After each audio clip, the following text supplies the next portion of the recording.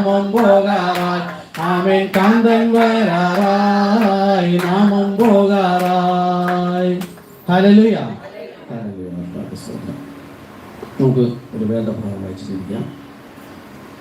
റോമർ 10:9,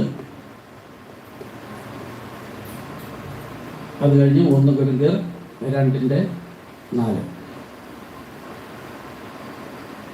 റോമർ 10:9 വായിക്കാം. യേശുവിനെ കർത്താവ് എന്ന് വായ് കൊണ്ട് ഏറ്റുപറയുകയും ദൈവം അവനെ മരിച്ചവരിൽ നിന്ന് ഉയർത്തെഴുന്നേൽപ്പിച്ചു എന്ന് ഹൃദയം കൊണ്ട് വിശ്വസിക്കുകയും ചെയ്താൽ നീ രക്ഷിക്കപ്പെടും. ഹല്ലേലൂയ. 1 യോഹന്നാൻ 4:2. 1 യോഹന്നാൻ 4:2.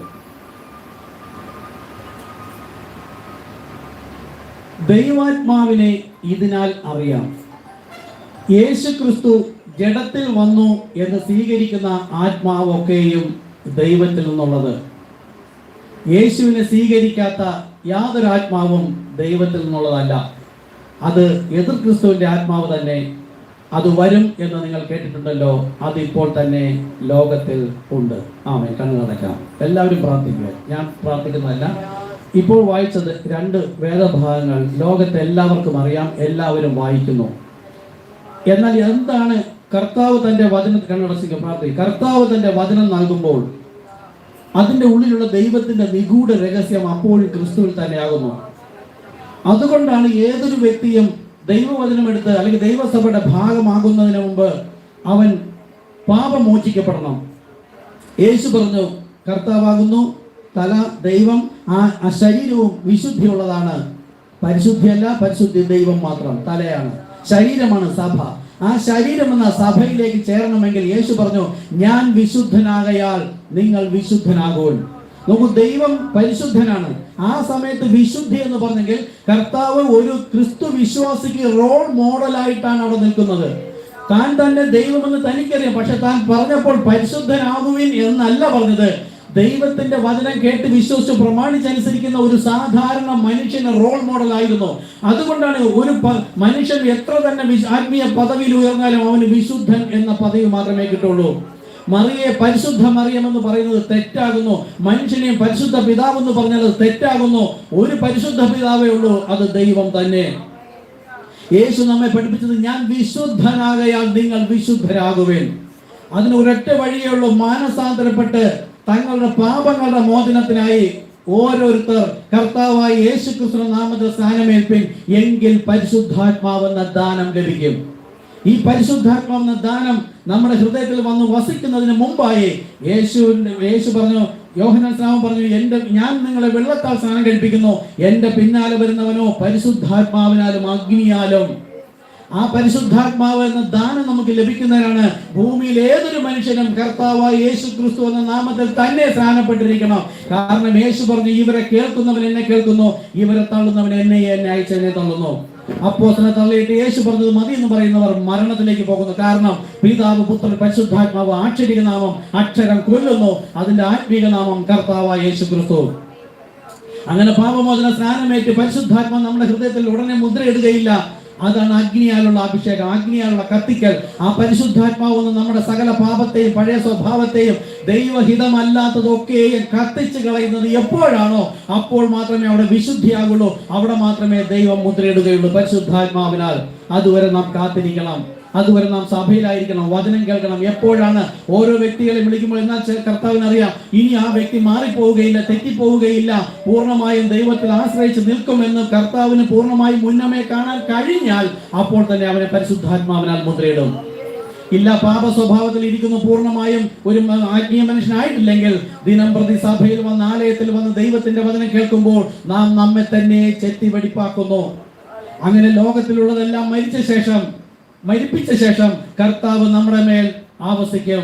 അപ്പോൾ മാത്രമാണ് നാം ക്രിസ്തുവിന്റെ അവകാശി. അപ്പോഴാണ് ആത്മാവ് വഴി നടത്തുന്നവർ. അവർ മാത്രമാണ് ദൈവത്തെ അബ്ബാ പിതാവേ എന്ന് വിളിക്കുവാൻ. ബാക്കി ആർക്കും അബ്ബാ പിതാവ് എന്ന് വിളിക്കുവാനുള്ള അധികാരം ബൈബിൾ കൊടുക്കുന്നില്ല.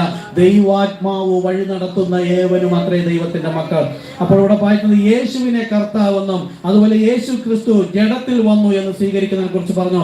കർത്താവിന്റെ മർമ്മങ്ങൾ, ആഴങ്ങളെ, രഹസ്യങ്ങൾ നമുക്ക് വെളിപ്പെടുത്തി തരുമാറാകട്ടെ. അത് ഹൃദയത്തിൽ ഉറയ്ക്കുമാറാകട്ടെ. ആ വെളിപ്പാടിൽ കർത്താവിന്റെ വരവരെ നിന്നുകൊണ്ട് ആത്മാവിന്റെ ഫലം കാഴ്ചയെടുക്കപ്പെടുവാനും പരിശുദ്ധാത്മാവെ നമ്മെ സഹായിക്കണമെന്ന് പ്രാർത്ഥിക്കുന്നു. യേശു ക്രിസ്തു നാമത്തിൽ തന്നെ. ആമേൻ, ആമേൻ. ഇരിക്കാം, എല്ലാവർക്കും ഇരിക്കാം.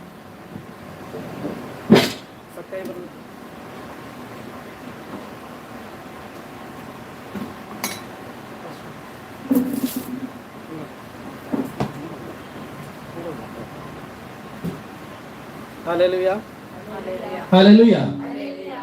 അപ്പോൾ ദൈവത്തിന്റെ വചനം ലോകത്തെല്ലാവരും വായിക്കുന്നു, നമ്മളും വായിച്ചു കൊണ്ടിരുന്നു. കഴിഞ്ഞ പ്രാവശ്യം നമുക്കത് പൂർണ്ണമായിട്ട് കർത്താവ് വെളിപ്പെടുത്തി തന്നു. റോമർ 10:9 എല്ലാവരും രക്ഷിക്കപ്പെട്ടിരുന്ന പറയുന്നത്. ഈ സഭകളിൽ കാണുന്ന എല്ലാവരും രക്ഷിക്കപ്പെട്ടെന്നാണ് പറയുന്നത്. കഴിഞ്ഞ പ്രാവശ്യം നമുക്കിവിടെ മനസ്സിലായി, യേശുവിനെ കർത്താവെന്ന് ഹൃദയം കൊണ്ട് വിശ്വസിക്കണം. അതായത് അവനെ മരിച്ചവരിൽ നിന്ന് ഉയർത്തെഴുന്നേൽപ്പിച്ചു. യേശുവാണ് കർത്താവ് എന്ന് പറഞ്ഞാൽ എല്ലാവർക്കും അറിയാം. പക്ഷെ അറിയുന്നു എങ്കിൽ അതിൽ ഉറയ്ക്കുമായിരുന്നു. പക്ഷെ അവർ വീണ് പോകുന്നു. എവിടെയാണെന്ന് അറിയാമോ? യേശു എന്നതാണ് പുത്രൻ. പുത്രനും പിതാവും ഒന്ന് എന്ന് പറയുന്നിടത്ത് അവർ വീണു പോകുന്നു. അതുകൊണ്ട് തന്നെ ആത്മീക വെളിപ്പാടില്ലാത്തതിനാൽ അവർ നശിച്ചു പോകുന്നു. ഇത് കർത്താവിന്റെ വചനത്തിന്റെ രഹസ്യമാണ്. അതുപോലെ തന്നെയാണ് നമ്മളിപ്പോ കണ്ടത്. യേശുവിനെ ക്രിസ്തു അല്ല എന്ന് പറയുന്നവൻ എതിർ ക്രിസ്തു. ഭൂമിയിലുള്ള എല്ലാ സഭകളും പഠിപ്പിക്കുന്നു യേശു തന്നെയാണ് ക്രിസ്തു. എന്നാൽ ഈ യേശു ആരുടെ പേരാണ്? പുത്രന്റെ പേരാണ്. ഈ പുത്രന്റെ പേരാണ് യേശു. ഇത് ആത്മീയ നാമം. പിതാവിന്റെ പേര് കർത്താവ്. കഴിഞ്ഞ പ്രാവശ്യം പഠിച്ചതിന് ആവർത്തിച്ചിട്ട് രണ്ടാമത്തെ ഭാഗത്തിലേക്ക് പോവുകയാണ്. പിതാവിന്റെ നാമം കർത്താവ്. യേശു പിതാവിനെ വിളിച്ച കർത്താവേ, ഇവർ ചെയ്യുന്നത് എന്തെന്നറിയാൻ ക്ഷമിക്കണമേ. അപ്പൊ പിതാവ് ദൈവമായ കർത്താവ്, യഹോവയായ കർത്താവ്. ഈ യേശു, പുത്രന്റെ നാമം യേശു. കന്യക ഗർഭിണിയായ ഒരു മകനെ പ്രസവിക്കും, അവന് യേശു എന്ന് പേർ കൊടുക്കണം. ഈ യേശു ആണ് കർത്താവ് എന്ന് പറഞ്ഞാൽ അവർ പറയാതെ ശരി തന്നെ. പക്ഷെ ഇത് ഒന്ന് തന്നെ. എന്നാൽ പുത്രനാണ് യേശു. പുത്രനാണ് പിതാവ് എന്ന് പറഞ്ഞാൽ ഇടറിപ്പോകും. ഇതാ യേശു പറഞ്ഞത്, എങ്കൽ ഇടറാത്ത മനുഷ്യൻ ഭാഗ്യവാൻ. പിതാവ്, പുത്രൻ, പരിശുദ്ധാത്മാവ് വിശ്വാസി വായിച്ചാലും അവിശ്വാസി വായിച്ചാലും മൂന്ന് വ്യക്തി തന്നെ. എന്നാൽ വിശ്വാസിക്കോ ശീതവാനോ ഉഷ്ണവാനോ ആയിരുന്നെങ്കിൽ കൊള്ളാമായിരുന്നു. ഒന്നുകിൽ പിതാവ്, പുത്രൻ, പരിശുദ്ധാത്മാവ് എന്ന് മൂന്ന് വ്യക്തി എന്ന് പറഞ്ഞിട്ടിരിക്കുക. കർത്താവ് എപ്പോഴെങ്കിലും ഹൃദയ കണ്ണ് തുറന്നു തരും. എന്നാൽ അവൻ വിശ്വസിച്ച് ക്രിസ്ത്യാനിയാണെന്ന് പറഞ്ഞു വന്നിട്ട് ദൈവത്തെ അപമാനിക്കാൻ. പിന്നെ മൂന്നും ചേർന്ന ഒന്നാണ് ദൈവം. ദൈവം സർവശക്തൻ, നിലനിൽപ്പിന് മറ്റൊരുത്തന്റെയും ആവശ്യമില്ല. അപ്പം മൂന്നും ചേർന്ന ഒന്നെന്ന് പറയുമ്പോൾ ശീതോഷ്ണവനായി. യേശു വന്നപ്പോൾ യഹോവയായ ദൈവം, ആത്മാവായി നിന്ന ദൈവം തന്നെയാണ് ശരീരധാരിയായി വന്നത്. ഈ ശരീരത്തിൽ നോക്കിക്കൊണ്ട് അവർ രണ്ടെന്നും മൂന്നെന്നും പറഞ്ഞപ്പോഴാണ് യേശു പറഞ്ഞത്, എങ്കലിടറാത്തവൻ ഭാഗ്യവാൻ. യേശു ക്രിസ്തു എന്ന ശരീരം നോക്കിക്കൊണ്ട് പിതാവിനെ വേറൊരു വ്യക്തി എന്ന് പറഞ്ഞപ്പോൾ തന്നെ അവർ ഇടർച്ചക്കല്ലിൽ തട്ടി വീണുപോയി. അതുപോലെ തന്നെ കർത്താവായ യേശു ക്രിസ്തു നാമത്തിൽ സ്നാനപ്പെടുവാൻ ബൈബിൾ പറഞ്ഞിരിക്കുന്നു. ഇത് വേണ്ട, യേശു പറഞ്ഞത് മതി എന്ന് പറയുമ്പോൾ എങ്കൽ ഇടറിയിരിക്കുന്നു സകല ഭൂവാസികളും ക്രിസ്ത്യാനികൾ എന്ന് പറയുന്നവരും. അപ്പോൾ അടുത്ത് നമ്മൾ നോക്കാൻ പോകുന്നത് യേശുവിനെ ക്രിസ്തു അല്ല എന്ന് പറയുന്ന, ശ്രദ്ധിക്കണം, യേശുവിനെ ക്രിസ്തു അല്ല എന്ന് പറയുന്നവൻ എതിർ ക്രിസ്തു അല്ലേ? അത് നോക്കുക.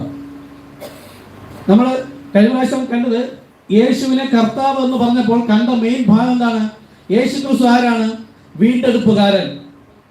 കൊലോസിൽ പറയുന്നു അവൻ നമ്മുടെ വീണ്ടെടുപ്പുകാരൻ. യെശയ്യാപ്രവാചകൻ 44:6 പറഞ്ഞു, ഇസ്രായേലിന്റെ രാജാവായ സൈന്യങ്ങളുടെ യഹോവ അവന്റെ വീണ്ടെടുപ്പുകാരൻ. രണ്ട് വീണ്ടെടുപ്പുകാരനില്ല, ഒരു വീണ്ടെടുപ്പുകാരൻ. അടുത്ത് വിടുതൽക്കാരനാരാ?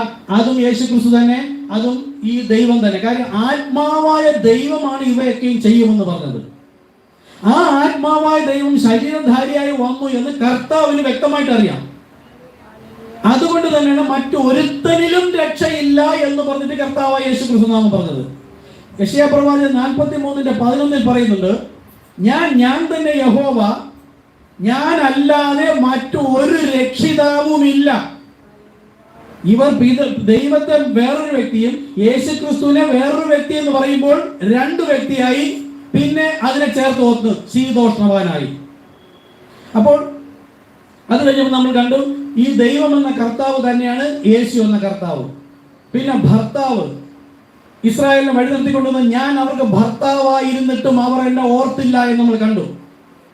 അതേ ഭർത്താവ് തന്നെയാണ് ശരീരധാരിയായി വന്ന കർത്താവായ യേശു ക്രിസ്തു. ഇത് രണ്ട് വ്യക്തികൾ എന്ന് പറഞ്ഞാൽ, രണ്ട് വ്യക്തി എന്ന് പറഞ്ഞ് വിശ്വസിക്കുന്നവർ വ്യഭിചാരിണികളാണ്. യേശു ക്രിസ്തുവാണ് നമ്മുടെ ഭർത്താവ്. ഇസ്രായേൽ ജനം ഇന്ന് വിശ്വസിച്ചു വന്നാലും അവരുടെ ദൈവവും ഇത് ഭർത്താവ് യഹോവ തന്നെ. ഈ യേശു ക്രിസ്തു രണ്ട് എന്ന് പറഞ്ഞാൽ രണ്ട് ഭർത്താവുള്ളവളായി കണ്ട് വ്യഭിചാരിണി എന്ന് വരും. ഓക്കെ, അത് കഴിഞ്ഞ് ഇസ്രായേലിന്റെ രാജാവ് നഥനയേൽ പറഞ്ഞു നീ ഇസ്രായേലിന്റെ രാജാവ്. ക്രൂശീകരണ സമയത്ത് ചോദിച്ചു നീ ഇസ്രായേലിന്റെ രാജാവോ? അല്ല, ഞാനല്ല, എന്റെ പിതാവാകുന്നു ഇസ്രായേലിന്റെ രാജാവ് എന്നല്ല യേശു പറഞ്ഞത്. അതെ, ഞാൻ ആകുന്നു. അപ്പൊ വേറൊരെണ്ണുണ്ടെങ്കിൽ എങ്ങനെയല്ലേ പറയാം? അപ്പൊ യേശു നുണ പറഞ്ഞു? ഇല്ല, അന്ന് ആത്മാവായി നിന്നവൻ തന്നെ ഇപ്പോൾ ശരീരധാരിയായി വന്നിരിക്കുന്നു.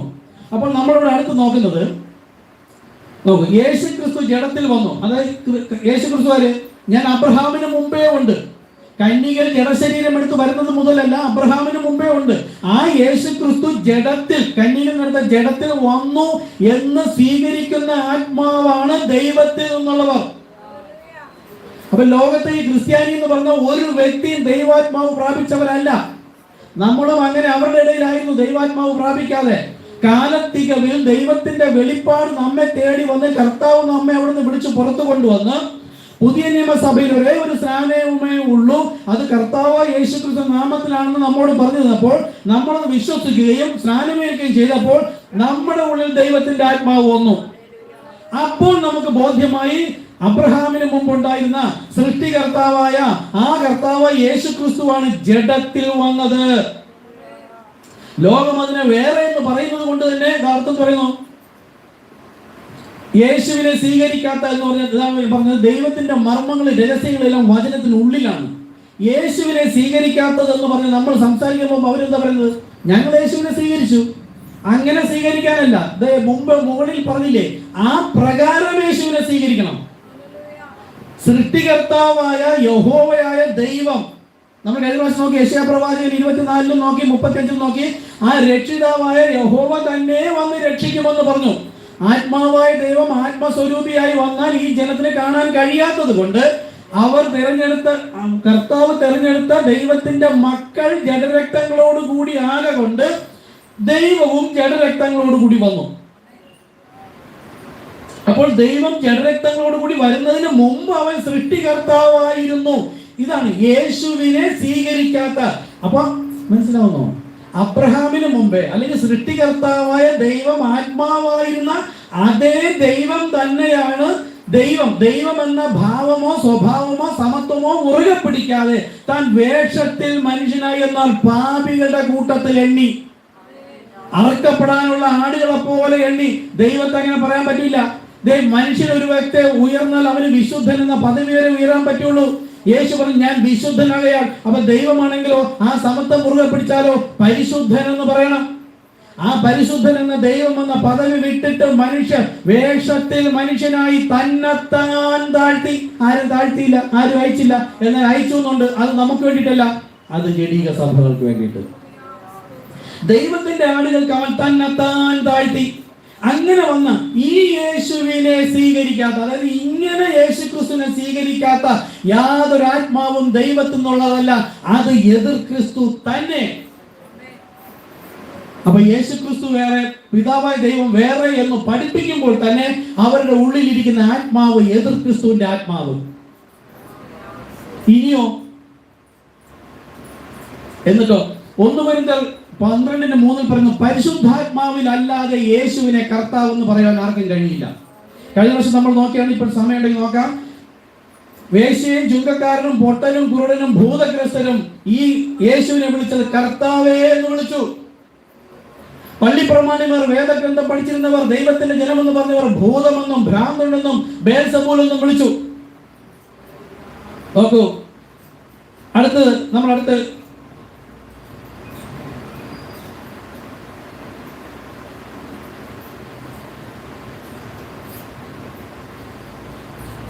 1 യോഹന്നാൻ 2:22 ഇതാണ് ഇനി നമ്മൾ എടുക്കാൻ പോകുന്നത്. അപ്പോൾ യേശുവാണ് കർത്താവ് എന്നത് എല്ലാവർക്കും അറിയാം. പക്ഷേ പുത്രനാണ് പിതാവ് എന്നതാണ് ലോകത്തിന് അന്യം. എങ്കിൽ ഇളറിപ്പോയിരിക്കുകയാണ്. ഇത് വേറെ എന്നാ. അപ്പൊ ഇത് പൂർണ്ണമായി മനസ്സിലായല്ലോ. ഇനി അടുത്ത് നമുക്ക് നോക്കുന്നത്, യേശുവിനെ ക്രിസ്തു അല്ല എന്ന് ആരെങ്കിലും പറയുന്നുണ്ടെങ്കിൽ അവൻ നോക്കൂ കള്ളൻ. 1 യോഹന്നാൻ 2:22 ഇന്ന് മുതൽ എടുക്കുകയാണ്. യേശുവിനെ ക്രിസ്തു അല്ല എന്ന് നിഷേധിക്കുന്നവൻ അല്ലാതെ കള്ളൻ ആരാകുന്നു? ഇതും ദൈവത്തിന്റെ വചനം ഒരു മർമ്മമായി സംസാരിച്ചിരിക്കുകയാണ്. നോക്കൂ, മർമ്മം അല്ല എങ്കിൽ ഇവരെല്ലാം വിശ്വസിക്കുന്നില്ലേ? നിങ്ങൾ ആ കാര്യം മനസ്സിലാക്കണം. ഈ വചനം എഴുതി തന്ന ശേഷവും പരിശുദ്ധാത്മാവിന്റെ ആവശ്യമെന്ന് പറയേണ്ട കാര്യം എന്താ? ഇതിങ്ങനെ യേശു തന്നെ ക്രിസ്തു എന്ന് വിശ്വസിക്കാനാണെങ്കിൽ പിന്നെ പരിശുദ്ധാത്മാവിന്റെ ആവശ്യമുണ്ടാവും.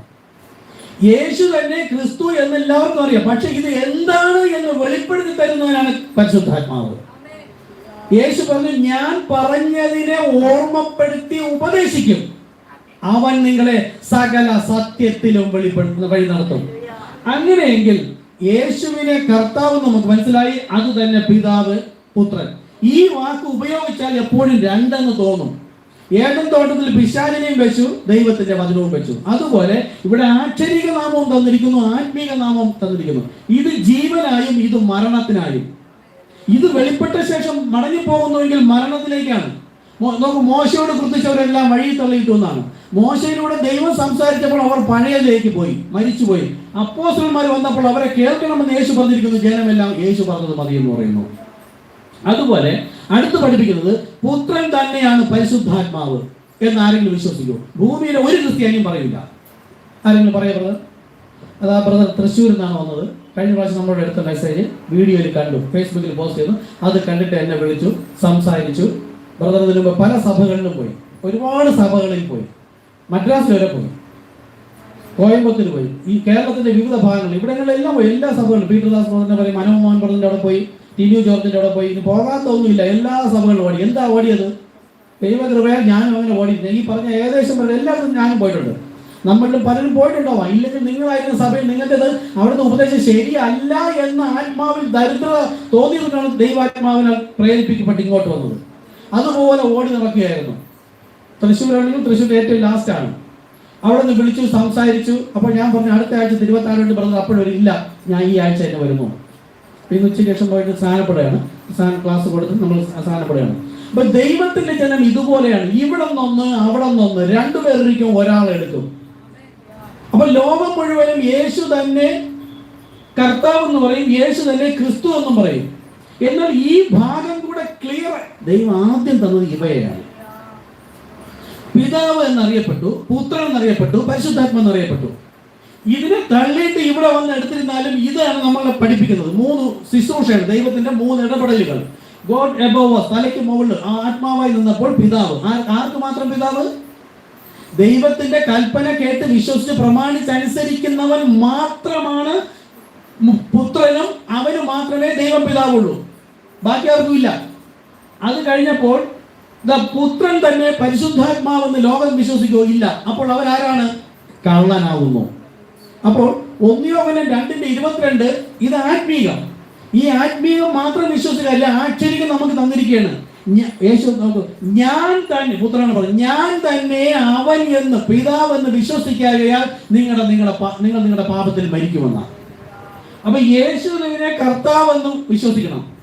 ഇത് വേറെ വേറെ എന്ന് പറഞ്ഞാൽ പാപത്തിൽ മരിക്കും. യോഹന്നാൻ 8:24 KJ വേർഷൻ പറയുന്നത്, ഞാൻ തന്നെ അവൻ, പിതാവിനെ കുറിച്ചാകുന്നു പറഞ്ഞത്. ഇത് വിശ്വസിച്ചില്ലെങ്കിൽ അവൻ പാപത്തിൽ മരിച്ചിരിക്കും. ഈ പാപത്തിൽ മരിച്ചിരിക്കുന്ന ജനത്തെ രക്ഷിക്കണമെങ്കിൽ യേശു തന്നെ കർത്താവെന്ന് വിശ്വസിക്കണം. അതായത് ഇത് തന്നെ ഒന്ന് ആക്ഷരികം എന്ന് തോന്നുമ്പോൾ 2, 3 തോന്നുന്നത് ഒന്ന് എന്ന് വിശ്വസിച്ചിട്ട്, ഹൃദയം കൊണ്ട് വിശ്വസിച്ച് ഇതിനെ ഏറ്റുപറയണം. അപ്പൊ ആത്മാവിലായി. ഇത് ആക്ഷരികം. അക്ഷരം ആത്മീയ നാമം, അക്ഷരം കൊല്ലുന്നു. ഇത് ആത്മീയ നാമം, ആത്മാവോ ജീവിപ്പിക്കുന്നു. അപ്പൊ നമ്മൾ ഇവിടെ ആയിരുന്നു ജഡീക സഭയിൽ. പിതാപുത്രൻ പരിശുദ്ധാത്മാവ് വേറെ വേറെ, സ്നാനം പിതാപുത്രൻ പരിശുദ്ധാത്മാവ്. ഇവിടെ നിന്ന് കർത്താവ് നമ്മെ ഇളക്കി ദൈവരാജ്യത്തിലേക്ക് നട്ടു. ഈ ദൈവരാജ്യത്തിലുള്ളവൻ ജീവിക്കേണ്ടത് ഉയർന്ന രാജ്യത്തിന്റെ നിയമം എന്ന വചനം വെളിപ്പാടിനാലാണ് ജീവിക്കേണ്ടത്.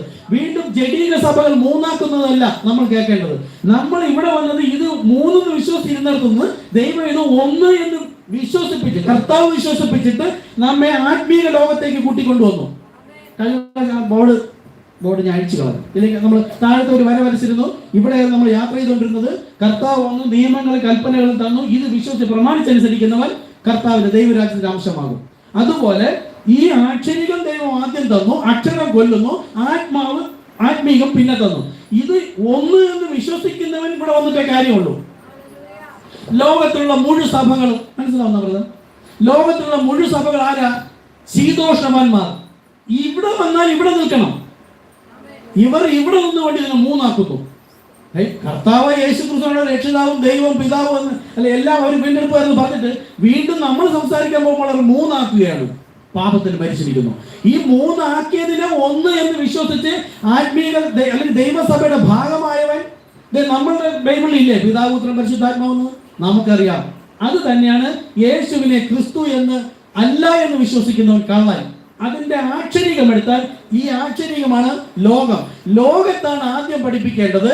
ഈ പുത്രൻ തന്നെ പരിശുദ്ധാത്മാവ് എന്ന് പഠിപ്പിച്ചിട്ട് ഇതിന്റെ ആത്മീയ നാമമാണ് ഇതെന്ന് വിശ്വസിക്കുമ്പോൾ അവൻ ആത്മീയ ലോകത്തിൽ ജീവിക്കുന്നു, ദൈവസഭയുടെ ഭാഗമായി. ഓക്കെ, ക്രിസ്തു എന്നാൽ എന്താണ്? അതിന്റെ ആത്മീയ വെളിപ്പാട് എന്താണെന്ന് നോക്കാം. മാർക്കോസ് 8:29. അവൻ അവരോട് ചോദിച്ചു, എന്നാൽ നിങ്ങൾ എന്നെ ആരെന്ന് പറയുന്നു? അത് ലോകം പലതും പറയുന്നു. ബേൽസെബൂൽ, മറിയയുടെ പുത്രൻ, തച്ചന്റെ മകൻ എന്നൊക്കെ പറയുന്നു. അതൊന്നും എനിക്കറിയണ്ട. പിതാവ് ആകർഷിച്ച് പുത്രന്റെ അടുക്കലേക്ക് വന്ന നിങ്ങൾ എന്നെ കുറിച്ച് എന്തു പറയുന്നു എന്നാണ് കർത്താവിന് അറിയാനുള്ളത്. നോക്കൂ, ഇത് തന്നെ 3 മത്തായിയിൽ പറഞ്ഞ നീ ദൈവത്തിന്റെ പുത്രനായ ക്രിസ്തു 3 എന്ന് തോന്നും. മാർക്കോസിലും ദൈവത്തിന്റെ പുത്രൻ, ദൈവത്തിന്റെ ക്രിസ്തു 2 തോന്നും. ദൈവജനത്തിന് വേണ്ടി പറയുന്നു ലൂക്കോസിലാണ് ദൈവത്തിന്റെ ക്രിസ്തു.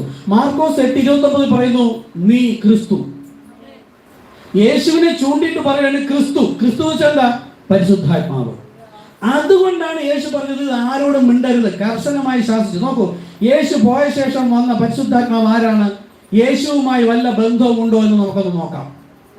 ഓക്കെ, നീ ക്രിസ്തു എന്ന് പറഞ്ഞപ്പോൾ തന്നെ പത്രോസിനോട് പറഞ്ഞ് ഇത് നിങ്ങൾ ജഡരക്തമല്ല എന്റെ പിതാവത്രയെ വെളിപ്പെടുത്തി തന്നത്. ഈ വെളിപ്പാടിന്മേൽ ഞാൻ എന്റെ സഭയെ പണിയും. അതായത് ഞാൻ തന്നെ പരിശുദ്ധാത്മാവ്. അപ്പോൾ ഞാൻ തന്നെ പിതാവ് എന്നും പുത്രൻ തന്നെ പിതാവെന്നും പുത്രൻ തന്നെ പരിശുദ്ധാത്മാവെന്നും വിശ്വസിക്കുന്നവൻ മാത്രമാണ് ദൈവജനം. അതാണ് വെളിപ്പാട്. ഓക്കെ, കർത്താവ് അത് മൂടി വെച്ചിട്ട് പോയി. നമുക്ക് കാലത്തേക്ക് കർത്താവ് അത് വെളിപ്പെടുത്തി തന്നു. നമുക്കത് വിശ്വാസമായി പുറത്തേക്ക് വന്നു. ഇനി നോക്കുക, ഈ പരിശുദ്ധാത്മാവ് ആര്? യേശു ക്രിസ്തു ആര്? ഒരു 3 എന്ന് പറയുന്നതിന് ആദ്യം അങ്ങനത്തെ വചനം തന്നെ എടുക്കുകയാണ്. പിന്നെ നമുക്ക് ഒന്നിലേക്ക് വരാം. യോഹന്നാൻ 14:26. എങ്കിലും പിതാവ് എന്റെ നാമത്തിൽ അയപ്പാനുള്ള പരിശുദ്ധാത്മാവെന്ന കാര്യസ്ഥൻ നിങ്ങൾക്ക് സകലവും ഉപദേശിച്ചു തരികയും ഞാൻ നിങ്ങളോട് പറഞ്ഞതൊക്കെയും നിങ്ങളെ ഓർമ്മപ്പെടുത്തുകയും ചെയ്യും. അപ്പൊ പരിശുദ്ധാത്മാവിന്റെ ദൗത്യം എന്താണ്? യേശു എന്തൊക്കെ പറഞ്ഞിട്ടുണ്ടോ അതിനെ ഓർമ്മപ്പെടുത്തിയിട്ട് അത് എങ്ങനെ ചെയ്യണം, എപ്പോൾ ചെയ്യണം, ആര് ചെയ്യണം, എവിടെ വെച്ച്, അതുകൊണ്ടുള്ള ദോഷമെന്ത്, ഗുണമെന്ത്, നന്മയെന്ത്, എങ്ങനെ സ്വർഗരാജ്യം പ്രാപിക്കുമോ എന്താണെന്നുള്ള എക്സാക്ട് സകല കാര്യങ്ങളും ഉപദേശിച്ചു തരുന്നത്. എന്നിട്ട് സകല സത്യത്തിലും വഴി നടത്തുന്നതും പരിശുദ്ധാത്മാവ്. അതാ കഴിഞ്ഞ പ്രാവശ്യം പറഞ്ഞു, നിങ്ങൾക്ക് ആ വചനം പിടിയിട്ട് കഴിഞ്ഞ പ്രാവശ്യം പറഞ്ഞു പരിശുദ്ധാത്മാവ് വന്നോ ദൈവത്തിന്റെ പുത്രൻ അല്ലേ? അപ്പോൾ എന്താ? പുത്രത്വത്തിന്റെ ആത്മാവ് പ്രാപിച്ചു. കഴിഞ്ഞ വർഷം പറഞ്ഞത് എന്താണ്? പരിശുദ്ധാത്മാവ് തന്നെയാണ് വന്നത്. പരിശുദ്ധാത്മാവ് യേശു പറഞ്ഞത്, യേശുവിന്റെ ഉള്ളിൽ എന്ന് പറഞ്ഞത് ആരാ? പിതാവ്. അപ്പൊ പഴയ നിയമത്തിലുള്ള കാര്യവും സുവിശേഷത്തിലുള്ള കാര്യവും ഓർമ്മപ്പെടുത്തി തരുന്നതും ഉപദേശിച്ചു തരുന്നതും പരിശുദ്ധാത്മാവ് നമ്മുടെ ഉള്ളിൽ വന്നു. വെളിപ്പെടുത്തി തന്നിട്ട് നമ്മളെ കൊണ്ട് അനുസരിക്കുന്ന പുത്രത്വത്തിന്റെ ആത്മാവിനാൽ വഴി നടത്തുന്നതും ഇതേ പരിശുദ്ധാത്മാവ്. കണ്ടോ, 2 ദൗത്യം. ആത്മാവ് ഒന്ന് ഗ്രഹിപ്പിക്കും, ഓർമ്മപ്പെടുത്തി തരും, ഉപദേശിച്ചു തരും. എന്നിട്ട് നമ്മെ എളിമയിൽ താഴ്മയിൽ ദൈവത്തെ അനുസരണയുള്ള പുത്രത്വത്തിന്റെ ആത്മാവിനാൽ. ഈ പുത്രത്വത്തിന്റെ ആത്മാവ് യേശു ക്രിസ്തു ഉണ്ടായിരുന്നു. നമുക്കുണ്ടായിരുന്നോ എന്ന് എങ്ങനെ അറിയാം? ഓരോ പരീക്ഷകൾ വരുമ്പോൾ, പരിശോധനകൾ വരുമ്പോൾ നാം ഇടറിപ്പോകുമോ, കളഞ്ഞിട്ട് പോകുമോ, പിറുപിറുക്കുന്നുണ്ടോ, ഇതെല്ലാം അറിയാം. ആ പുത്രത്വത്തിന്റെ ആത്മാവ് ഉണ്ടെങ്കിൽ ആ പ്രതികൂലത്തിന്റെ നടുവിലും താണൊരു കാര്യം എന്താ, എന്റെ കർത്താവ് ഇന്ന് ജീവിച്ചിരിക്കുന്നു. ഒരു പ്രയാസമോ പ്രതികൂലമോ അല്ലെങ്കിൽ വചനം നമ്മളിപ്പോ സ്നാനമായിട്ട് ഇവിടെ വന്ന കുടുംബം മുഴുവൻ തള്ളിക്കളയുന്ന ഒരു പ്രതികൂലമാണ്. നമ്മൾ എന്ത് ചെയ്യും? ഇതിനിട്ട് നേരെ അവരോടൊപ്പം പോവുകയല്ല. അവിടെ നമ്മൾ പുത്രത്വത്തിന്റെ ആത്മാവാണെങ്കിൽ യേശു നമുക്കൊരു മാതൃക കാണിച്ചു തന്നിരിക്കുന്നു. ഏറ്റവും താഴെ പോയി ക്രൂശില മരണത്തോളം തന്നെത്താൻ താഴ്ത്തി, ഏറ്റവും താഴ്ത്തിയത് കൊണ്ട് ഏറ്റവും മുകളിൽ പോയി. അങ്ങനെയെങ്കിൽ നമ്മളോട് വൈരാഗ്യമോ ദേഷ്യമോ പ്രശ്നമോ പ്രയാസമോ എന്ത് കാണിക്കുന്ന വ്യക്തിയോടും പുത്രത്വത്തിന്റെ ആത്മാവാണ് പ്രാപിച്ചെങ്കിൽ എളിമയിൽ നിൽക്കുക. കാരണം എന്താ? പ്രതികാരം കർത്താവിനുള്ളത്, നമുക്കുള്ളതല്ല. നോക്കുക, പരിശുദ്ധാത്മാവിന്റെ ദൗത്യം മുൻകുറിക്കപ്പെട്ട വ്യക്തികളെ വെളിപ്പാടും ഉപദേശവും നൽകി കൽപ്പനകൾ പ്രമാണിച്ചനുസരിപ്പിച്ച് സകല സത്യത്തിലും വഴി നടത്തുകയാണ്. നമ്മൾ പല വഴിക്കും പോകും, പക്ഷെ അതേ ആത്മാവാണ് നമ്മുടെ ഉള്ളിലുണ്ടെങ്കിൽ ഹൃദയത്തിൽ ഒരു കുത്ത് കിട്ടിയിട്ട് നമ്മെ ശരിയായ മാർഗത്തിലേക്ക് അതല്ല ഇങ്ങനെ നടത്തിക്കൊണ്ടേ പോകും. ഓക്കെ, വേറെ എടുത്തു യോഹന്നാൻ 14:16. ഇപ്പൊ യോഹന്നാൻ 14:26 എടുത്തത്. യോഹന്നാൻ 14:16 പറയുന്നത്, എന്നാൽ ഞാൻ പിതാവിനോട് ചോദിക്കും. കണ്ടോ, 2-3 പേരുണ്ടെന്ന രീതിയിലാണ് കൊടുത്തിരിക്കുന്നത്. അവൻ സത്യത്തിന്റെ ആത്മാവ് എന്ന മറ്റൊരു കാര്യസ്ഥനെ, നോക്കൂ, എന്നേക്കും, ഇത് മർമ്മപ്രധാനമായാണ്, അതാണ് കളർ മാർക്ക് ചെയ്തിരിക്കുന്നത്, എന്നേക്കും നിങ്ങളോട് കൂടെ ഇരിക്കേണ്ടതിന് നിങ്ങൾക്ക് തരും. അപ്പൊ പരിശുദ്ധാത്മാവ് വന്നത് എന്നേക്കും, ഇതാണ് പറഞ്ഞത്, വീണ്ടെടുപ്പിൻ നാൾ വരെ മുദ്രയിടാനാണ്, എന്നേക്കും ഇരിക്കാനാണ്. അങ്ങനെയെങ്കിൽ എന്നേക്കും ഇരിക്കുന്ന ആരാണ്? നോക്കൂ, ലൂക്കോസ് 24:49, എന്റെ പിതാവ് വാഗ്ദത്തം ചെയ്തതിനെ ഞാൻ നിങ്ങളുടെ മേലേക്കും നിങ്ങളോ ഉയർത്തുന്ന ശക്തി ധരിക്കുവോളം നഗരത്തിൽ പാർപ്പിൽ എന്ന് പറഞ്ഞു. അപ്പോൾ പരിശുദ്ധാത്മാവ്, ആ പരിശുദ്ധാത്മാവ് വന്നിട്ടാണ് നമ്മൾ എന്നേക്കും ഇരിക്കാൻ പോകുന്നത്. ഇവിടെ പരിശുദ്ധാത്മാവിനെ അയക്കുന്നത് ആരാണ്? പുത്രൻ. എന്നാൽ യോഹന്നാൻ 14:26 പരിശുദ്ധാത്മാവിനെ അയക്കുന്നത് പിതാവ്. യോഹന്നാൻ 14:26 അയക്കുന്നത് പിതാവ്, 16 അയക്കുന്നത് പുത്രൻ. ലൂക്കോസ് 24:49 അയക്കുന്നത് പുത്രൻ. ആരാണ്? 2 പേര് അയക്കില്ല, ഞാനും പിതാവും ഒന്നാവുന്നു. ഓക്കെ, ഇനി ഇങ്ങനെ അയക്കുമെന്ന് പറഞ്ഞു. വരുന്നത് ആരാണെന്ന് നോക്കാം. പരിശുദ്ധാത്മാവ് ആരാണ്? വെളിപ്പാട് 15:4 പറയുന്ന, കർത്താവേ, നിന്റെ നാമത്തെ ആർ ഭയപ്പെടാതെയും മഹത്വപ്പെടുത്താതെയും ഇരിക്കും. നീയല്ലോ ഏക പരിശുദ്ധൻ ദൈവം. ആ ദൈവം ആത്മാവാകുന്നു, അതാണ് പരിശുദ്ധനായ ആത്മാവ്. പിശാച് ബൈബിൾ കോളേജ് വഴിയായി ഇതിനെ 3 ആക്കിയിരിക്കുന്നു. ദൈവം മാത്രം പരിശുദ്ധൻ എന്ന് പറഞ്ഞാൽ പരിശുദ്ധ ആത്മാവ് ആണ് ദൈവം. ഓക്കെ, യെശയ്യാപ്രവാചകൻ 6:3 ഒരുത്തനോട് ഒരുത്തൻ, സൈന്യങ്ങളുടെ യഹോവ പരിശുദ്ധൻ പരിശുദ്ധൻ പരിശുദ്ധൻ, 3 വായ്മൊഴി, സർവ്വഭൂമിയും അവന്റെ മഹത്വം കൊണ്ട് നിറഞ്ഞിരിക്കുന്നു എന്ന് ആർത്തു പറഞ്ഞു. പ്രവൃത്തികൾ 40:30, സൗഖ്യമാക്കുവാൻ നിന്റെ കൈ നീട്ടുന്നതിനാലും നിന്റെ പരിശുദ്ധ ദാസനായ യേശു വേണ്ട. എങ്ങനെ പറയണമായിരുന്നു? ഇവിടെ വിശുദ്ധദാസൻ എന്ന് പറയണമായിരുന്നു. അങ്ങനെയാണോ പറഞ്ഞിരിക്കുന്നത്? ഇതെപ്പോഴാണ് പറഞ്ഞിരിക്കുന്നത്? അപ്പോസ്തലപ്രവൃത്തി എപ്പോഴാണ് തുടങ്ങുന്നത്? ഇതൊക്കെ നിങ്ങൾക്ക് പെട്ടെന്ന് ഗ്രഹിക്കണം. നിങ്ങൾ ആത്മാവിൽ ഉണർന്ന് എന്തെങ്കിലും ഇതിനകത്ത് നിന്ന് കിട്ടണമെന്ന ആഗ്രഹത്തോടെ ഇരിക്കണം. ഇല്ലെങ്കിൽ ഇത് തരുമ്പോൾ ഞാൻ പറയും, അപ്പോൾ നിലനിൽക്കണോ ഇല്ലെന്ന് നിങ്ങളാണ്. നമുക്ക് യേശു ഉയർത്തെഴുന്നേറ്റ ശേഷമാണ് അപ്പോസ്തലപ്രവൃത്തി. യേശു ഇവിടെ ജീവിച്ചിരുന്നപ്പോൾ വിശുദ്ധൻ എന്നേ പറഞ്ഞുള്ളൂ.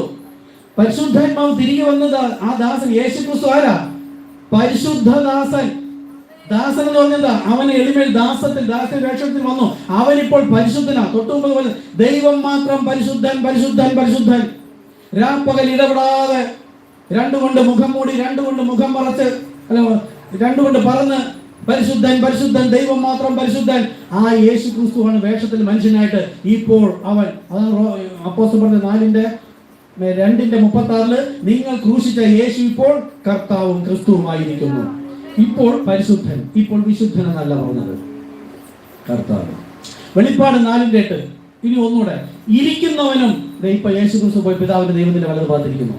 അതിനു മുമ്പ് ഇരുന്നവനും, അടുത്തിനി വരാൻ പോകുന്നത് കർത്താവായ യേശു ക്രിസ്തു ഒരുവൻ, അവൻ തന്നെയാണ് കർത്താവായ ദൈവം.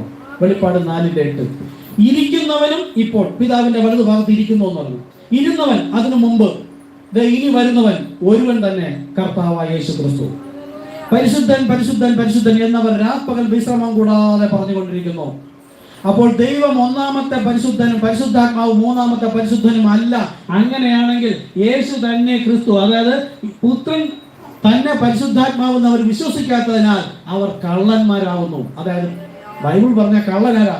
മത്തായി 13 വായിച്ചാൽ കള്ളൻ വന്നാണ് വിത്ത് വിതച്ചത്. അതായത് ദുഷ്ടൻ, പിശാച് തന്നെ. അപ്പൊ ബൈബിൾ കോളേജ് വഴിയായിട്ട് പിശാചാണ് ഈ മനുഷ്യരിലൂടെ എല്ലാം തെറ്റിച്ചിരിക്കുന്നത്. ഓക്കെ, യേശു ഉയർത്തെഴുന്നേറ്റ് പോകുന്നതിന് മുമ്പ് പറഞ്ഞ ചില വചനം നോക്കാം, ശ്രദ്ധിക്കണം. യോഹന്നാൻ 14:18, ഞാൻ നിങ്ങളെ അനാഥരായി വിടുകയില്ല, ഞാൻ നിങ്ങളുടെ അടുക്കൽ മടങ്ങി വരും.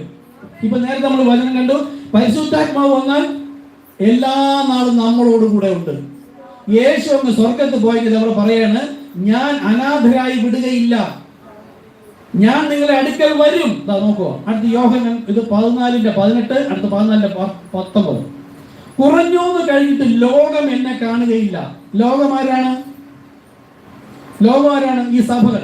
യേശു വയലിൽ വിത്ത് വിതച്ചു, വയൽ ലോകം, സഭകൾ.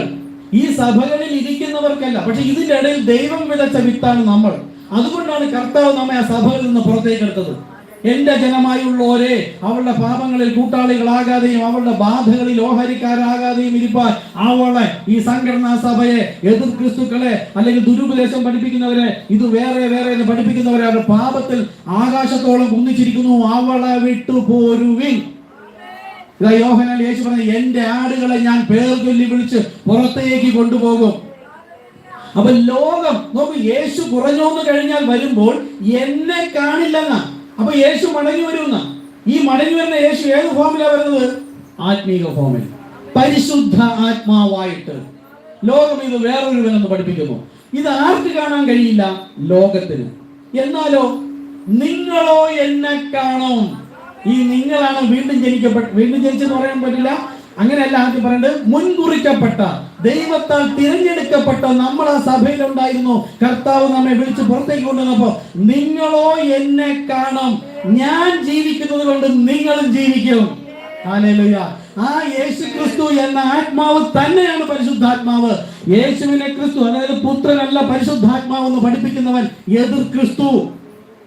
എങ്ങനെ അവരുടെ ഇടയിൽ ഇരിക്കും? നോക്കൂ, അടുത്ത് വേറെ 14:28, ഞാൻ പോവുകയും നിങ്ങളുടെ അടുക്കൽ മടങ്ങി വരികയും ചെയ്യും. കണ്ടോ, ഉയർത്തെഴുന്നേറ്റ് ഉയർത്തുന്നതിന് മുമ്പ് ശരീരധാരിയായിരുന്ന കർത്താവ് മുകളിലേക്ക് പോയിട്ട് ആ ക്രൂശിക്കപ്പെട്ട ശരീരം, അറക്കപ്പെട്ട കുഞ്ഞാട് യാഗവസ്തു. യേശു ക്രിസ്തു എന്ന ആത്മാവല്ല കുഞ്ഞാട്, അത് വ്യക്തമായി മനസ്സിലാക്കണം. കുഞ്ഞാട് എന്നത് ശരീരമാണ്, സഭയാണ്, നമ്മളാണ് കുഞ്ഞാട്. അതുപോലെ യേശു ദൈവമായിരിക്കെ ആത്മാവായിരിക്കെ ഒരു ശരീരം എടുത്തു. ഈ ശരീരമാണ് കുഞ്ഞാട് എന്ന യാഗവസ്തു. ആ യാഗം പൂർത്തിയാക്കിയപ്പോൾ യാഗവസ്തു ക്രൂശിൽ തൂങ്ങിക്കിടന്നപ്പോൾ അതിന്റെ ഉള്ളിൽ നിന്ന് അതിനു മുമ്പായിട്ട് ആത്മാവ് പുറത്തുപോയി അഗാധ കൂപങ്ങളിൽ പോയി ബദ്ധന്മാരെ വിടുവിച്ച് മുകളിലേക്ക് കയറി. അപ്പോൾ കുഞ്ഞാട് എന്ന് പറയുന്നത് യാഗവസ്തു, ശരീരം.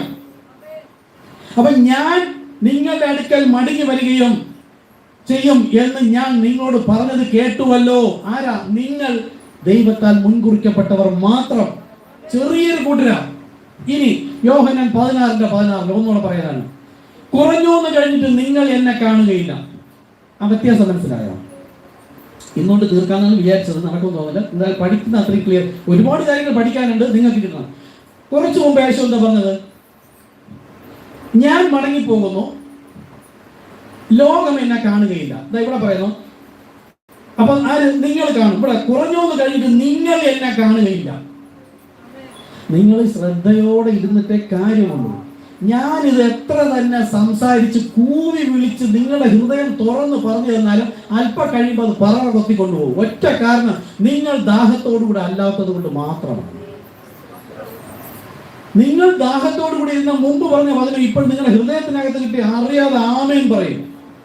അല്പം മുമ്പ് ഇതേ യേശു പറഞ്ഞു, നിങ്ങൾ എന്നെ കാണില്ല, കാണും, ലോകം കാണില്ല എന്ന് പറഞ്ഞു. ഈ രണ്ടും വ്യത്യാസം മനസ്സിലായോ? ദൈവജനമെന്നാണ് പറയുന്നത് അപ്പോസ്തലന്മാര്, യേശുവിന്റെ കൂടെ. അവരോട് നിങ്ങൾ കാണും, ലോകം കാണില്ല. ഇവിടെ പറയുന്നു നിങ്ങൾ കാണില്ല. എന്തായിരിക്കും ഇത്? ഉയർത്തെഴുന്നേറ്റ് പോകുന്ന കാര്യം പറഞ്ഞത്. മറ്റത് ഞാൻ ഉയർത്തെഴുന്നേറ്റ് പോയി ആത്മാവിൽ വരുമ്പോൾ നിങ്ങൾ കാണും, ലോകം കാണില്ല. ഇപ്പോൾ ഇവിടെ പറയുന്നത് യോഹന്നാൻ 16 ക്രൂശീകരിച്ചിട്ടില്ല, ക്രൂശീകരിക്കുന്നതിന് മുമ്പുള്ള കാര്യമാണ്. ക്രൂശീകരിക്കുന്നതിന് മുമ്പ് നിങ്ങൾ ഇപ്പൊ എന്നെ കാണുന്നുണ്ട്, കുറഞ്ഞൂന്ന് കഴിഞ്ഞിട്ട് നിങ്ങൾ എന്നെ കാണുകയില്ല. എന്താ? ഞാൻ പോകുന്നു. അടുത്ത പിന്നെയും കുറഞ്ഞോന്ന് കഴിഞ്ഞിട്ട് ആര് കാണും? ആരെ കാണും? നിങ്ങൾക്ക് മനസ്സിലാവുന്നോ? ഞാൻ ഇങ്ങനെ പറഞ്ഞ വിഷമൊന്നും പേരിക്കരുത്. ഇത് ആത്മാവിന്റെ അകത്ത് ഇത് എരിവോടെ കിട്ടിക്കൊണ്ടിരുന്ന നിങ്ങൾക്ക് അടങ്ങിയിരിക്കാൻ കഴിയും. നിങ്ങൾ അടങ്ങിയിരിക്കുകയില്ല. അടങ്ങിയിരിക്കുന്നുവെങ്കിൽ അതിന് ലക്ഷ്യം എന്തെന്ന് ഞാൻ ഇനി പറയുന്നില്ല. യേശു പറഞ്ഞു, നിങ്ങൾ ബോർഡ് താഴെ വിളിക്കാറുണ്ട്. ഇപ്പൊ ഉദാഹരണം, ഇപ്പം ഇത് നിങ്ങൾ നേരിക്കുക, ഇത് എഴുതിയിരിക്കുന്നത് പുത്രൻ പിതാവെന്നുള്ളത്. നിങ്ങൾ ലോകം ആദ്യം പറഞ്ഞു നിങ്ങൾ കാണുമെന്ന് പറഞ്ഞു, ലോകം കാണില്ല എന്ന് പറഞ്ഞു. ഇത് പിതാവ് പുത്രനല്ല, നിങ്ങൾ എഴുതിയിരിക്കുന്നതായിരിക്കുക, ഇത് ലോകം എഴുതിയിരിക്കുന്നതായിരിക്കുക. യേശു മുമ്പേ നിൽക്കുകയാണ്. യേശു പറഞ്ഞു നിങ്ങൾ കാണും, ലോകം കാണില്ല. മനസ്സിലായോ? പിന്നെ പറയാണ് നിങ്ങൾ കാണില്ല. അപ്പോൾ പിന്നെ രണ്ടാമത് കൂടെ പറയുമ്പോൾ 16 യോഹന്നാൻ 16 ലോകത്തെ പറയുന്നില്ല, നിങ്ങൾ കാണില്ല. അതായത് ഞാൻ ഉയർത്തെഴുന്നേറ്റ് പോകും, പിന്നെ അവിടെ ഞാൻ നിങ്ങളുടെ മുമ്പിലില്ല. പക്ഷേ കുറഞ്ഞോന്ന് കഴിഞ്ഞിട്ട് പിന്നെയും കുറഞ്ഞോന്ന് കഴിഞ്ഞിട്ട് നിങ്ങൾ കാണും. ആദ്യം നിങ്ങൾ കാണില്ല, ഞാൻ ഉയർത്തെഴുന്നേറ്റ് പോകും. വീണ്ടും നിങ്ങൾ തന്നെ കാണും, അപ്പോഴും ലോകം കാണില്ല. എന്തുകൊണ്ടാ? യേശു പറഞ്ഞു ലോകത്തിന് എന്നെ മനസ്സിലാകില്ല, അതുകൊണ്ട് എന്നെ പ്രാപിക്കാനും കഴിയില്ല. എന്നെ എന്നാ പറഞ്ഞിരിക്കുന്നത്. ഈ ഞാൻ തന്നെയാണ് പരിശുദ്ധാത്മാവ്. അതാണ് പറഞ്ഞത് യേശുവിനെ ക്രിസ്തു. അതാണ് ഈ പഠിപ്പിച്ചു വരുന്നത്. ഈ പുത്രൻ തന്നെ പരിശുദ്ധാത്മാവ്. ഉയർത്തെഴുന്നേറ്റ് കഴിഞ്ഞാൽ പിന്നെ ഞാൻ ആത്മാവായിട്ട് വരും. അപ്പോഴും കാണുന്നത് മുൻകുറിക്കപ്പെട്ട നിങ്ങൾ മാത്രം, ലോകം കാണില്ല. ഈ കത്തോലിക്ക മുതൽ പെന്തക്കോസ്തിൽ ഇരിക്കുന്ന ഒരൊറ്റ സഭയും കണ്ടു എന്ന് പറഞ്ഞാൽ ഇത് ഒന്നാണ്. അവർക്കിത് മൂന്നാമത്തതാകുന്നെങ്കിൽ ദൈവസന്തതി അല്ല. യോഹന്നാൻ 8:47 എന്താ പറയുന്നത്? ദൈവസന്തതിയായവൻ ദൈവവചനം കേൾക്കുന്നു. യേശു തന്നെ ക്രിസ്തു. ഞങ്ങൾ കേൾക്കുന്നു എന്ന് പറഞ്ഞാൽ ഇത് ഗ്രഹിക്കുന്ന കാര്യമാണ്. യേശു പറഞ്ഞത് കേൾക്കുന്നു എന്ന വാക്യം അവിടെ എഴുതിയേ ഉള്ളൂ. ഞാൻ തന്നെ പരിശുദ്ധാത്മാവെന്ന് ഗ്രഹിക്കുന്നവനാണ് ദൈവത്തിനുള്ള. ഇല്ലാത്തവൻ കള്ളനാണ്. നമ്മുടെ വേണ്ടപ്പെട്ടവരെന്ന് ആലോചിച്ച് നോക്കും. നമ്മുടെ കൂടെ തന്നെ വസിക്കുന്നുണ്ട്. ഭാര്യയായിട്ടും ഭർത്താവായിട്ടും സഹോദരനായിട്ടും അമ്മയായിട്ടും കുടുംബ ബന്ധുമിത്രാദികളായിട്ടും നമ്മുടെ കൂടെ ഇരിക്കുന്നവർ ആരും വിശ്വസിക്കുന്നില്ലല്ലോ. ബൈബിൾ പ്രകാരം ഇപ്പോൾ കർത്താവ് വന്നാൽ അവരെല്ലാം കള്ളന്മാരും എതിർ ക്രിസ്തുക്കളുമാണ്. അവരുടെ ഇടയിൽ നിന്ന് കർത്താവ് നമ്മെ വിളിച്ച് പുറത്തേക്ക് കൊണ്ടുവന്ന കർത്താവ് സന്തോഷിക്കുന്നുവെങ്കിൽ നമ്മെ ഓർത്ത് ഇനിയും കർത്താവ് സന്തോഷിക്കണമെങ്കിൽ ഈ സത്യം നമ്മൾ അവരോട് പറയണം. അതാണ് ദൈവത്തിന്റെ ഇഷ്ടം. പിതാവിന്റെ ഇഷ്ടം ചെയ്യുന്നവരത്രേ സ്വർഗ്ഗരാജ്യം പ്രാപിക്കുന്നത്. അപ്പോൾ നിങ്ങൾ കാണില്ല എന്ന് ഒരിടത്ത് പറഞ്ഞു, ലോകവും കാണില്ല എന്ന് പറഞ്ഞു. ഇപ്പോൾ നിങ്ങൾ അത് നിങ്ങൾ കാണും, ലോകം കാണില്ല. ഇപ്പോൾ നിങ്ങൾ കാണില്ല. അപ്പൊ ലോകത്തെ കുറിച്ചല്ല, എവിടെ തന്നെ നിങ്ങൾ കണ്ടോ, നിങ്ങൾ കാണില്ല, ഉയർത്തെഴുന്നേൽക്കും. വീണ്ടും കുറഞ്ഞോ, പിന്നെയും കുറഞ്ഞോ എന്ന് കഴിഞ്ഞല്ലോ. നിങ്ങൾ എന്നെ അതായത് ഞാൻ പോയി പരിശുദ്ധാത്മാവായി മടങ്ങി വരും. എല്ലാ നാളും നിങ്ങളുടെ കൂടെയുണ്ട്. മത്തായി 28:20 സ്നാനം പിതാവിന്റെ പുത്രന്റെ പരിശുദ്ധാത്മാവിന്റെ നാമത്തിൽ സ്നാനം കഴിക്കാൻ പറഞ്ഞിട്ട് മത്തായി 22:19 20 പറയാണ്. ശ്രദ്ധിച്ചിരിക്കുക. ഞാൻ നിങ്ങളോട് കൽപ്പിച്ചതൊക്കെയും പ്രമാണിപ്പാൻ തക്കവണ്ണം ഉപദേശിച്ചുകൊണ്ട്, അതായത് ഈ പരിശുദ്ധാത്മാവ് ഞാൻ തന്നെ ഉപദേശിക്കും, സകല ജാതികളെ ശിഷ്യരാക്കിക്കൊള്ളുവിൻ. ഞാനോ ലോകാവസാനം എല്ലാ നാളും ആരുടെ കൂടെ? ബൈബിളിലെ വാക്യങ്ങളൊക്കെ നിങ്ങളുടെ ഹൃദയത്തിനകത്ത് കത്തണം. അത് എങ്ങനെ കത്തണം എന്ന് പറഞ്ഞാൽ എനിക്ക് കത്തിക്കാനൊന്നും പറ്റില്ല. നിങ്ങൾ ദാഹിക്കുന്നു എങ്കിൽ മാത്രമേ കത്തുള്ളൂ. നിങ്ങളോട് കൂടെ എന്ന് പറഞ്ഞാൽ ദൈവത്താൽ വിളിച്ചു വേർതിരിക്കപ്പെട്ടവൻ കർത്താവ് യേശുക്രിസ്തു നാമത്തിലെ സ്നാനം എന്ന് പറയുമ്പോൾ സാത്താൻ എന്ന് വിളിക്കുന്നവനായിരിക്കില്ല. നമ്മളൊക്കെ ട്രാക്ട് കൊണ്ടുപോകുമ്പോൾ എന്തെല്ലാം വിളിക്കുന്നു, ഉപദ്രവിക്കുന്നു. ഇന്നും കൊണ്ടുപോകണം കോവളത്തിൽ നിന്ന് വലിയൊരു കൺവെൻഷനാണ്. ദൈവജനത്തിൽ നിന്ന് പറയുന്നവരാ. യേശുക്രിസ്തു നാമം കേൾക്കുമ്പോൾ അവരുടെ ഉള്ളിലെ ഭൂതം പുറത്താവേ, നമ്മളെ ഉപദ്രവിക്കുകയാണ് അവര്. നോക്കൂ, ഞാനോ ലോകാവസാനം എല്ലാ നാളും നിങ്ങളോട് കൂടെ എന്ന് പറഞ്ഞാൽ പരിശുദ്ധാത്മാവ് പ്രാപിച്ചവരെ മുൻകുറിക്കപ്പെട്ടവരുടെ കൂടെയാണ്. ഈ കർത്താവ് യേശുക്രിസ്തു നാമത്തിലുള്ള പാപമോചന സ്നാനം നിഷേധിച്ചിരിക്കുന്നവരുടെ കൂടെ പരിശുദ്ധാത്മാവില്ല. അത് എതിർ ക്രിസ്തു തന്നെ.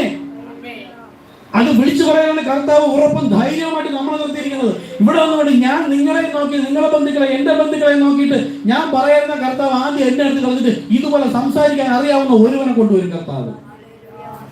എന്റെ ഫാമിലി ഗ്രൂപ്പിലൊക്കെ ഇട്ട് ഒരുത്തനെ കാണൂല. പപ്പയുടെ ഫാമിലി ഗ്രൂപ്പിലൊക്കെ ഇട്ട്. അപ്പൊ എല്ലാവർക്കും അലർജിയാണ്. എന്തുകൊണ്ടാ? കർത്താവായ യേശു ക്രിസ്തു നിമിത്തം. ഇതാ യേശു പറഞ്ഞു, എങ്കിൽ ഇടറാത്ത മനുഷ്യൻ ഭാഗ്യവാൻ. ഈ പിതാവ് പുത്രൻ പരിശുദ്ധാത്മാവ് എന്ന് പറഞ്ഞാൽ മൂന്നെന്ന് പറയാൻ ലോകത്തെ അവിശ്വാസിക്കാൻ കഴിയും. പക്ഷെ ക്രിസ്ത്യാനിയാണെങ്കിൽ പരിശുദ്ധാത്മ പ്രാപിക്കണം. അവൻ യേശു ക്രിസ്തു നാമത്തിൽ സ്നാനപ്പെട്ടാൽ പിന്നെ അവർ നമ്മെ നോക്കിയിട്ട് ഇടറുകയാണ് ചെയ്യുന്നത്, നരകത്തിലേക്കാണ് പോകുന്നത്. പക്ഷെ ഞാനോ ലോകാവസാനം ഇതൊക്കെ എടുത്ത് വെച്ച് വായിച്ചിട്ട് ഞങ്ങളോട് കൂടെ ഉണ്ട് എന്ന് പറയുന്നവരുടെ കൂടെ അല്ല കർത്താവുള്ളത്. നോക്കൂ, ദൈവത്തിന്റെ വചനം കേട്ട് വിശ്വസിച്ച് പ്രമാണിച്ചനുസരിക്കുന്നവനെ നമ്മളോട് എടുത്തതാണ്.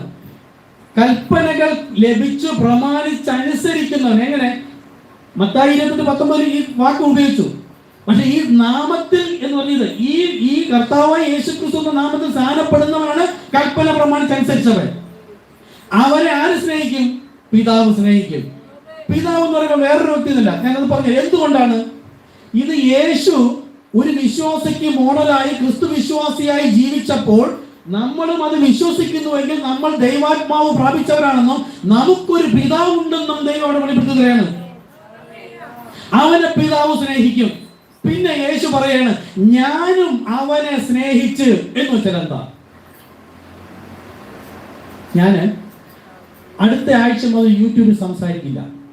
നമ്മൾ 7 മുദ്രകളുടെ വെളിപ്പാട് എടുക്കുന്നത് ലോകത്തിന് മറച്ചു വെച്ചിട്ട് പോയത് യൂട്യൂബിൽ സംസാരിച്ചിട്ട് 70, 80, 700 കേട്ടവരുണ്ട്, 1000-ലധികം കേട്ടവരുണ്ട്. ഞാൻ സംസാരിക്കുന്നത് യൂട്യൂബിൽ ഇടുന്നവര്. അങ്ങനെ ഇതുവരെ കേട്ടിട്ട് ഒരു വ്യക്തി, ഇന്നലെ തൃശ്ശൂരുള്ള വ്യക്തിയാണ്, ഒറ്റ വീഡിയോ കണ്ടതേ ഉള്ളൂ. ഫേസ്ബുക്കിൽ ഒറ്റ വീഡിയോ കണ്ടിട്ട് വിളിച്ചു. ആത്മാവിൽ ദരിദ്രനായ വിളിക്കും. എത്രയോ പേര് കാണുന്നു, ഒരുപാട് സത്യങ്ങൾ പറഞ്ഞു. ഇനി ഇപ്പോൾ നമ്മൾ എന്താ പറഞ്ഞിരിക്കുന്നത്? പഴയ നിയമത്തിലെ പിതാവ് അല്ലെങ്കിൽ അറിയപ്പെട്ട പിതാവ്, സുവിശേഷങ്ങളിലെ പുത്രൻ, പുതിയ നിയമസഭയിലെ പരിശുദ്ധാത്മാവ്. ഇത് ലോകം 3 എന്ന് പറയുന്നത് കൊണ്ട് ഇത് 3 അല്ല 1 എന്നതാണ് ഉൽപ്പത്തി മുതൽ തുടങ്ങി ഇപ്പോൾ സുവിശേഷത്തിൽ വന്നിരിക്കുകയാണ്. ഇന്ന് അവിടെ വരുന്നു, സുവിശേഷത്തിൽ നിന്നും പുതിയ നിയമസഭയിലേക്ക് വരികയാണ്. ഇനി ഇത് കഴിഞ്ഞാൽ അടുത്ത ഞായറാഴ്ചയിൽ മിക്കവാറും മുദ്ര എടുക്കുന്നത് ഫേസ്ബുക്കിലേ ഇടുള്ളൂ. ഫേസ്ബുക്കിൽ നമ്മുടെ ആർക്കാണോ കേൾക്കേണ്ടത് അവിടെ ഐഡിയ തരണം, അത് ആഡ് ചെയ്യും. അവർക്ക് മാത്രമേ കാണാൻ പറ്റൂ. ലിങ്ക് ആർക്ക് അയച്ചു കൊടുത്താലും കാണാൻ പറ്റില്ല. അതുകൊണ്ട് ദൈവം മൂടി വെച്ചിട്ടുള്ള മർമ്മങ്ങളാണ് 7 മുദ്രകളിൽ അടങ്ങിയിരിക്കുന്നത്. ആ ദൈവം സത്യം സഭയ്ക്കുള്ളതാ, അല്ലെങ്കിൽ വിശ്വാസ സ്ഥാനം സ്വീകരിച്ച് വരുന്നവർക്ക് വേണ്ടി മാത്രമുള്ളതാ. ഇവിടെ വന്ന് സ്ഥാനപ്പെട്ട് പോയവരും യൂട്യൂബ് കാണുന്നുണ്ട്. എന്റെ യൂട്യൂബ് അങ്ങനെ ആരും കാണണ്ട. ദൈവസഭയുടെ ഭാഗമാകണം. സഭയിൽ വരണം. സഭാരാധന മുടക്കാൻ പാടില്ല സഭയിൽ വരുന്നവർ. അപ്പൊ പഴയ നിയമത്തിലെ പിതാവ് പുത്രൻ പരിശുദ്ധാത്മാവ് എന്നത്, പഴയ നിയമം എന്ന് പറഞ്ഞാൽ നിങ്ങൾക്ക് സുവിശേഷം പഴയ നിയമമാണ് കേട്ടോ. പുതിയ നിയമം അപ്പോസ്തലരുടെ 2-ാമത്തെ അധ്യായം മുതലാണ്. യേശു പതിവ് പോലെ ആലയത്തിൽ പോയി എന്നാണ്. പഴയ നിയമത്തിൽ ആചാരമാണ് സഭാരാധന, ആലയത്തിൽ യെരുശലേമിൽ പോകണമെന്ന്. ക്രൂശീകരണത്തിന് ശേഷം പിന്നെ അവരാരും പോയില്ല. ഇവർ അവിടെ ചെന്ന് സംസാരിച്ചിട്ട് പുറത്തേക്ക് കൊണ്ടുവന്നു. സുന്ദരമെന്ന ഗോപുരവാതിൽക്കൽ ഇരുന്നവരും പള്ളിയുടെ പടിവാതിൽക്ക് ഇരുന്നവരും സുവിശേഷം അറിയിച്ചിട്ട് പുറത്തേക്ക് കൊണ്ടുവന്ന പോലെ ഈ പള്ളികളിൽ നമ്മൾ ട്രാക്ക് കൊണ്ടുപോകേണ്ട കൺവെൻഷൻ സെന്ററിലും അവിടെ നിന്ന് ആരെങ്കിലും ദൈവസന്ധതി ഉണ്ടെങ്കിൽ പുറത്തേക്ക് വരുവാൻ വേണ്ടിയിട്ടാണ് നമ്മൾ കൊണ്ട് നടക്കുന്നത്. ഓക്കെ, അപ്പൊ ഇവിടെ നിങ്ങളോ നോക്ക്, ഞാനോ ലോകാവസാനം എല്ലാ നാളും നിങ്ങളുടെ കൂടെ ഉണ്ട്. വേറെ അടുത്തൊന്ന് പറഞ്ഞു, ഞാൻ നിങ്ങളെ അനാഥരായി വിടുകയില്ല, എന്റെ ഉള്ളിലുണ്ട്. അതാ ഇന്ന് നമ്മൾ പാടിയപ്പോ യേശു ക്രിസ്തു ഉയർത്ത് ജീവിക്കുന്നു, പരലോകത്തല്ല എന്റെ ഉള്ളത്തിൽ ജീവിക്കുന്നു എന്ന് ബോധ്യമുണ്ടെങ്കിൽ അത് പാടണം. എന്റെ വിശ്വാസം ഞാൻ വിളിച്ചു പ്രഖ്യാപിക്കുകയാണ്. യേശു ക്രിസ്തു പരലോകത്തല്ല, ലോകത്ത് കർത്താവില്ല, എന്റെ ഉള്ളിലാണ് ജീവിക്കുന്നത്. ഓക്കെ, ഇനി അപ്പോൾ യേശു ഉയർത്തെഴുന്നേറ്റ് പോയി ലോകാവസാനത്തോളം എല്ലാ നാളും നിങ്ങളുടെ കൂടെ ഇരിക്കുമെന്ന് പറഞ്ഞത് ഏത് ഹോമിലാണ് ഇപ്പോൾ വന്നിരിക്കുന്നത് നമുക്ക് നോക്കാം.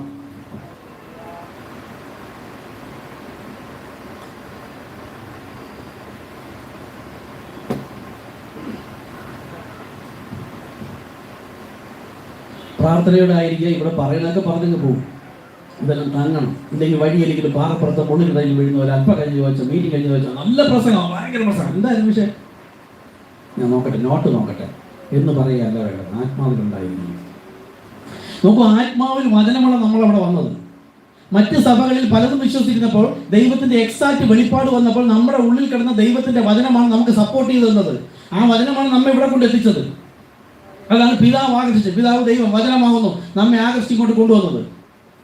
നോക്കുക, അപ്പൊ ശരീരധാരിയായി വന്ന യേശു ക്രിസ്തു ഇന്ന് ഏത് ഫോമിലാണ് വന്നത്? വചനം എന്ന് പറയും. നോക്കാം. മാളികമുറിയിൽ വെച്ച് പത്രോസിലൂടെ പരിശുദ്ധാത്മാവ് പറയുകയാണ്, ആ അപ്പോസ്തലപ്രവൃത്തി 2:36, ആകയാൽ നിങ്ങൾ ക്രൂശിച്ച യേശുവിനെ തന്നെ ദൈവം കർത്താവും ക്രിസ്തുവുമാക്കി വെച്ചു. ഇവിടെ നോക്കൂ, ദൈവത്തിന്റെ ഒരു നിഗൂഢ രഹസ്യം കിടക്കുകയാണ്. ലോകമായി കണ്ട യേശു ക്രിസ്തുവിനെ കർത്താവും ക്രിസ്തുവുമാക്കാൻ ഒരുവൻ ഇല്ലേ? അത് അവന്റെ മരണത്തിന് വേണ്ടിയാണ് പറഞ്ഞിരിക്കുന്നത്. ഈ ഒരൊറ്റ അപ്പോസ്തലർ 2:36 തന്നെ ജീവനായും പറഞ്ഞിട്ടുണ്ട്, മരണത്തിനായും പറഞ്ഞു. മനസ്സിലാവുന്നുണ്ടോ? നോഹയിലൂടെ ദൈവം ഒരു കാര്യം പറഞ്ഞു. കേട്ട് വിശ്വസിക്കുന്നവൻ ജീവനിലേക്ക്, വിശ്വസിക്കാത്തവൻ അതേ വചനം. നോക്കൂ, നോഹയെ കുടുംബത്തെ രക്ഷിച്ച അതേ ജലം തന്നെ അവരെ മുക്കിക്കൊന്നു. അപ്പൊ ഒരു വചനം രണ്ട് എന്ന് തോന്നുന്ന തരത്തിൽ പറഞ്ഞിരിക്കുന്നു. ദൈവജനത്തിന് അത് വെളിപ്പാടെടുക്കുമ്പോൾ അത് ഒന്ന്. അത് ദൈവത്തോടുള്ള സമത്വം മുറുകെ പിടിക്കാതെ വേഷത്തിൽ മനുഷ്യനായി വന്ന യേശു ക്രിസ്തു തിരികെ ആ കർത്താവ്, പഴയ നിയമത്തിൽ അറിയപ്പെട്ട സൃഷ്ടികർത്താവ് എന്ന പൊസിഷനിൽ തിരികെ പോയി. അവൻ തന്നെ തിരികെ വരാനുള്ള പരിശുദ്ധാത്മാവായിരിക്കുന്നു. യേശു പിന്നെ കർത്താവെന്നും ക്രിസ്തുവെന്നും അവൻ തന്നെയാണ് ദൈവം. ഇത് ആരറിയണം? ഇസ്രായേൽ ഗ്രഹമൊക്കെയും നിശ്ചയമായും അറിഞ്ഞുകൊള്ളട്ടെ. ഇസ്രായേൽ ഗ്രഹം മാത്രം പറഞ്ഞത് എന്താ? ഇസ്രായേൽ ഗ്രഹത്തോട് സംസാരിക്കാനാണ് യേശു ക്രിസ്തു വന്നത്. പരിശുദ്ധാത്മാവ് വന്നപ്പോഴും ആദ്യം ഇസ്രായേൽ ജനത്തോടാണ് സംസാരിച്ചത്. ഏകദേശം 3.5 വർഷം കഴിഞ്ഞാണ് ആ സത്യസുവിശേഷം ലോകത്തോട് അറിയിക്കുന്നത്. അവരറിയിച്ച സുവിശേഷമല്ല, സത്യസുവിശേഷം. സുവിശേഷം അറിയിച്ചാരാ? യോഹന്നാൻ സ്നാപകൻ. നല്ല വർത്തമാനം. പഴയ നിയമത്തിൽ ആരെയോ പ്രതീക്ഷിച്ചു പാപമോചനത്തിന് രക്ഷിതാവായി വരുമെന്നും വീണ്ടെടുപ്പുകാരനായി വരുമെന്നും എന്നുള്ള നല്ല വർത്തമാനത്തിന് വേണ്ടി കാതോർത്തിരുന്ന ജനത്തോട് യോഹന്നാൻ സ്നാപകൻ പറഞ്ഞതാകുന്നു സുവിശേഷം. പഴയ നിയമത്തിലും സുവിശേഷത്തിലും പറഞ്ഞിരിക്കുന്നതിന് പരിശുദ്ധാത്മാവ് വന്ന് എക്സാക്ട് വെളിപ്പാട് വെളിപ്പെടുത്തി തന്നപ്പോൾ സകല സത്യത്തിലും, സത്യത്തിന്റെ ആത്മാവ് അവൻ നമ്മെ സകല സത്യത്തിലും വഴി നടത്തുന്നു. നമുക്ക് ഈ വെളിപ്പെടുന്നതാണ് സത്യസുവിശേഷം.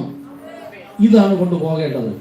കൂടെ ഇതെന്താണെന്ന് തെളിയിക്കാൻ നമുക്ക് കർത്താവായ യേശു ക്രിസ്തു എന്ന് പറഞ്ഞിട്ട് പോയാൽ നമുക്ക് തെളിയിച്ചു കൊടുക്കാൻ പിതാവ്, പുത്രൻ, പരിശുദ്ധാത്മാവ് എന്ന 3 സ്ഥാനങ്ങളിൽ വെളിപ്പെട്ടത് ഒരു ദൈവമാണെന്നും അതിന്റെ വെളിപ്പാടാണ് കർത്താവായ യേശു ക്രിസ്തു.